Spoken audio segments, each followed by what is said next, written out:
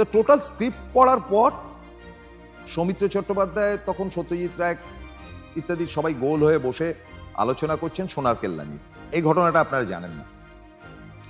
এবং সেখানে কেউ কেউ প্রশ্ন করলেন, আচ্ছা গোয়েন্দা গল্প আপনি তো একদম গোড়াতেই অপরাধী কে সেটাকে বলে দিচ্ছেন, মানে অপরাধীকে এক্সপোজ করে দিচ্ছেন, তাহলে সাসপেন্সটা থাকছে কোথায়?